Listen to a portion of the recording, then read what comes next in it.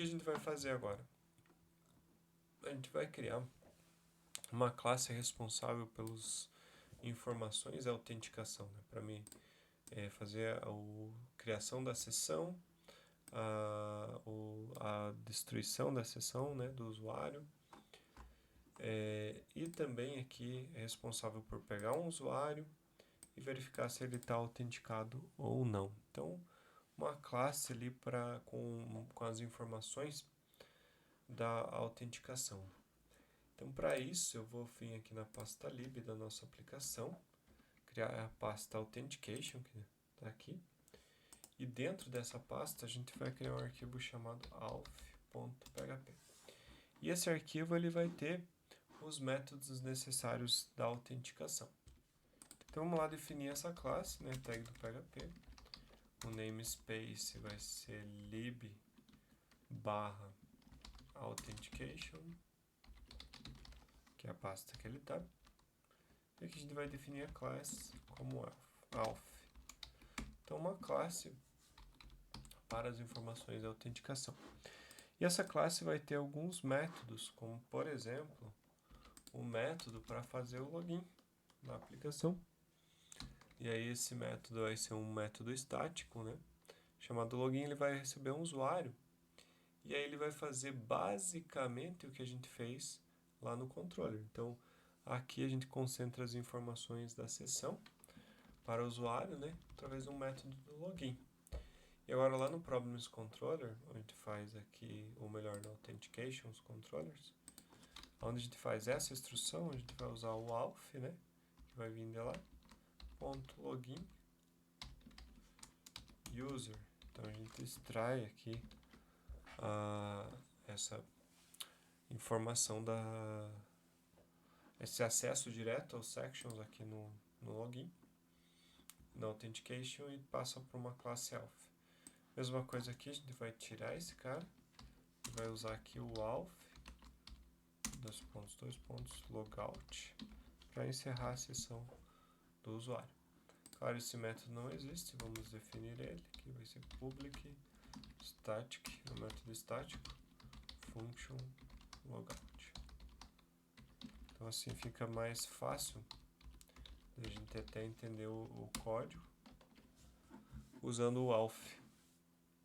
Outro método que a gente precisa, pessoal, vai ser o método que retorna ao usuário, que a gente já tem aqui no Problems Controllers, faz esse find by id, mas vamos jogar para o auth esse método.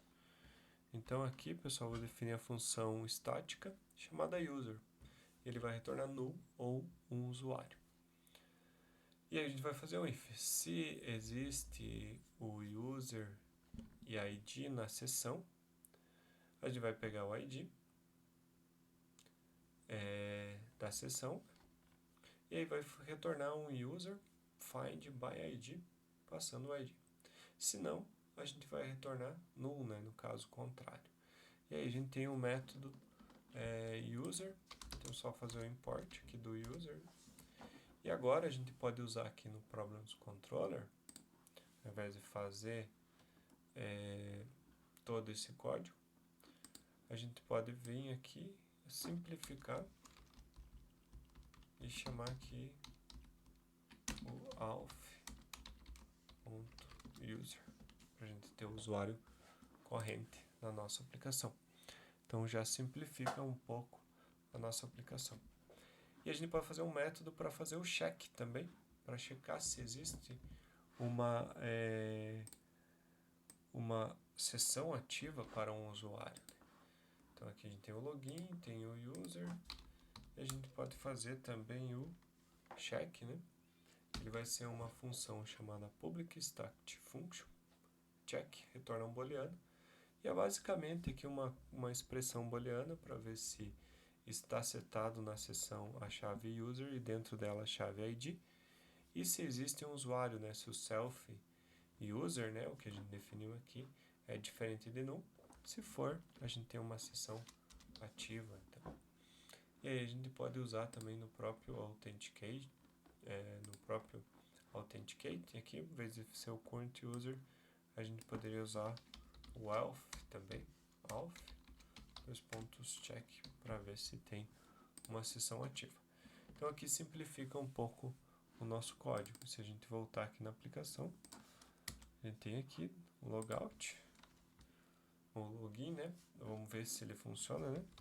Fazendo o login agora, fulano@example.com, 56 é a senha, deu login, mas ele redirecionou para cá, porque na verdade ele deve redirecionar se não está autenticado.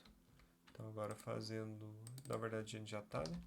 Se acessar os problems, ele acessa. Senão ele não acessa, né? Mas aí a gente tem um problema aqui que ele não carregou corretamente aqui o menu. E aqui a gente chama diretamente o atributo e não o método currentUser que faz o find.